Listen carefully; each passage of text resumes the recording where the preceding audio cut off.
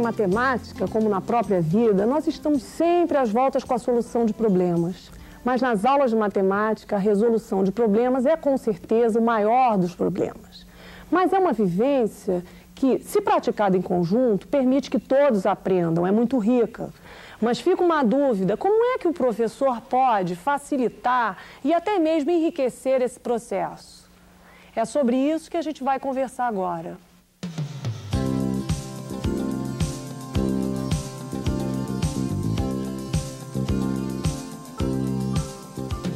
Vamos analisar um problema que pode ser resolvido por uma turma de terceira ou quarta série. Um barco precisa carregar 76 pessoas de uma margem à outra de um rio.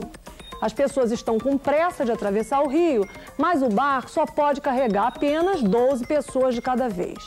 O que se quer saber é quantas viagens esse barco terá que fazer para transportar essas pessoas. Nós, adultos, percebemos logo que se trata de um problema de divisão. Não se trata de repartir uma quantidade entre pessoas, mas a divisão não serve só para repartir. Nesse problema, por exemplo, nós precisamos saber quantos grupos de 12 pessoas cabem nas 76. Cada grupo desses resulta numa viagem do barco. Em outras palavras, nesse problema, nós estamos verificando quantas vezes o 12 cabe no 76. São 7 viagens. 6 delas com 12 pessoas e uma com 4 pessoas. O quantos 12 cabem em 76 é um outro significado da operação de divisão, diferente do significado habitual de repartir. É usando esse significado que se resolve o problema. Mas o problema não precisa obrigatoriamente ser resolvido pela divisão. Numa turma de terceira série, por exemplo, é comum os alunos ainda não reconhecerem o significado da divisão de que falamos. Mas se eles forem incentivados pelo professor, encontrarão meios de resolver o problema. Por exemplo, podem fazer 76 menos 12 igual a 64. 64 menos 12 igual a 52. 52 menos 12, por sua vez, é igual a 40. Cada 12 que tiram de 76 indica uma viagem. Esse problema foi dado numa terceira série em que os alunos tinham aprendido muito pouco sobre divisão. Vamos ver o que ocorreu. E aí, Tati, o que você resolveu fazer aí? Vocês tinham falado pra mim que eu fazia de um jeito, agora vocês resolveram mudar? Aquilo é complicado. É complicado? Tati? Porque tá tirando história fazer 2007. A classe foi dividida em duplas. A professora conversou com várias duplas. Ela não explica, mas faz perguntas, incentiva, desafia. O que a gente vai ter que descobrir agora é quantas viagens vão ser necessárias para o barco fazer. Mariana, quer perguntar? O que você quer perguntar? Era só que de vezes, só de vezes, sim? Renê, por que você está fazendo desse jeito? Porque para dividir, que as pessoas vão atravessar de um lado para o outro lado. Então, eu acho que seria legal isso que vocês fizeram. Vocês foram fazer de cabeça? Vocês foram fazendo isso? Não, eu escrevi. Eu acho que era bom deixar isso, você não acha? Note que não surgiram os processos descritos, surgiram outros. Essa criança fez grupos de 12 bolinhas para ver quantos desses grupos cabem em 76. Ela está pensando em dividir ou multiplicar, embora não tenha registrado cálculo algum. Vamos ver agora um momento interessante. A professora chama uma criança para explicar no quadro negro a resolução que ela fez. A gente andou aí pela sala e eu estava vendo que todo mundo encontrou uma forma de resolver, né? Eu escolhi uma forma de resolver, que é a forma do Ferrari, que está aqui na lousa, e ele vai vir explicar pra gente o que ele fez e por que ele fez dessa maneira aqui, o problema dele. Vem, Ferrari. Por quê? Eu não sei explicar direito. Olha o seu desenho que você fez, suas operações. Vê se as suas operações te ajudam a você explicar para os colegas o que você fez.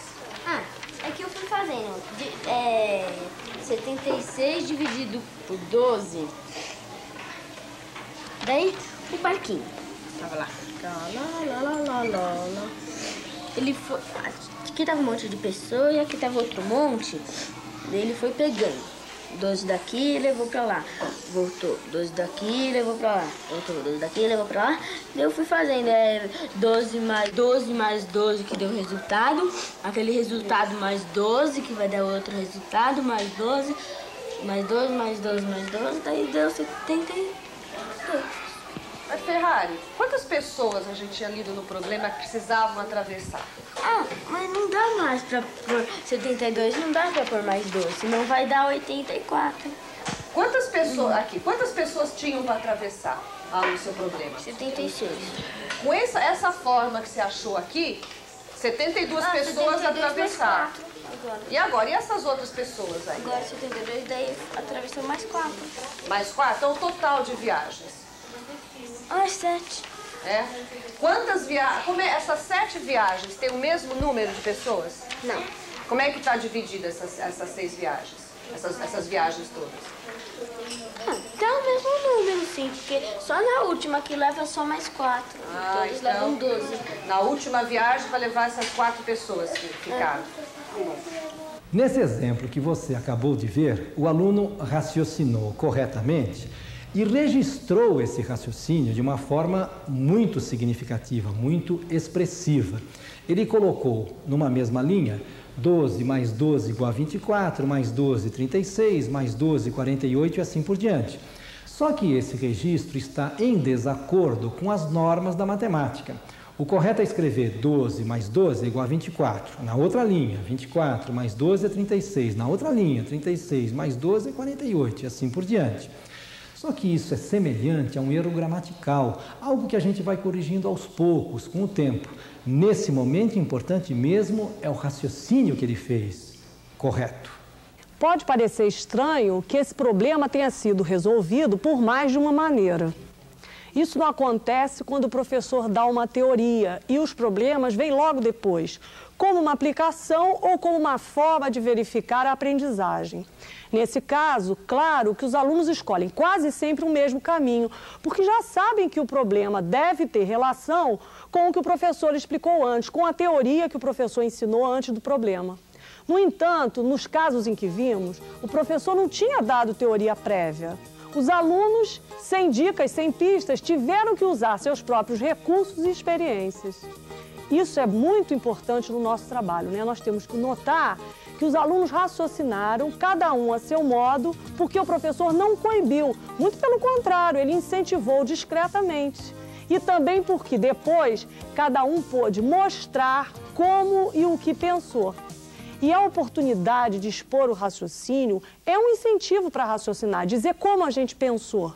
Se eu tenho que pensar e guardar para mim mesmo, o que penso talvez não me interesse pensar. Por isso, o comportamento do professor pode contribuir bastante para a resolução dos problemas. E a professora que nós acabamos de ver agiu bastante bem.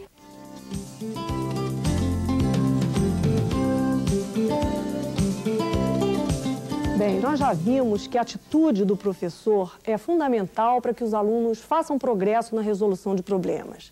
Ele deve incentivar e valorizar o raciocínio, dar voz ao aluno, né, e promover o diálogo na sala de aula. Mas há outros recursos para implementar a resolução de problemas. Quer ver um simples? É evitar problemas ruins. Por exemplo, Maria comeu no almoço 245 milésimos de uma melancia. Quanto sobrou para o jantar? Problemas assim tiram o interesse de qualquer um na resolução de problemas. Se o professor quiser usar um problema assim para treinar, deve antes conversar com os alunos, permitir uma crítica do problema.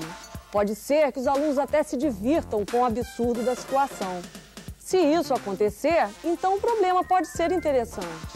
Também, claro, desestimula o raciocínio do aluno o professor que resolve problemas modelo para os alunos e depois dá outros parecidos com aquele. Quem tem que pensar é o aluno.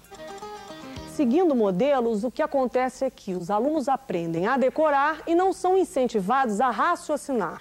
Vamos acompanhar e ver com atenção esse outro trabalho em sala de aula? Então agora a Débora, que é o caixa do nosso shopping, vai explicar para a gente qual é a função do caixa no momento da compra e da venda. Eu acho que o caixa tem que ter muita responsabilidade para dar o troco certo e também para contar os dinheiros.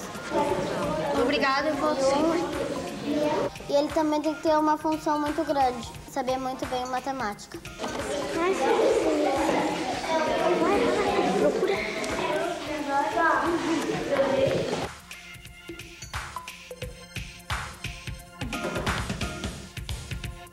Vivências, experiências são importantes para a resolução de problemas.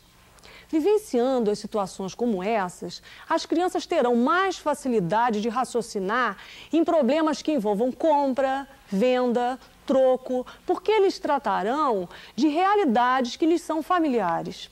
Nem sempre, porém, é possível propiciar às crianças todas as experiências relacionadas a uma situação-problema. Às vezes é difícil. Por isso, nós, professores, devemos estar atentos para tudo que pode estimular o raciocínio e converter-se em problema de interesse para as crianças. Às vezes, no meio de um diálogo envolvendo outras disciplinas, há oportunidade para resolver problemas. 64. Quanto que custa a rifa? 50. Dá o dinheiro ou não? Dá. 50 reais. Por que dá? Porque receberam mais. Porque receberam mais. Mais do que 50? Aqui, a turma estava lendo uma história infantil, quando surgiu uma situação que a professora transformou num problema. Outras vezes, um simples jogo de baralho, que serve para desenvolver cálculo mental, também pode conter muitos problemas.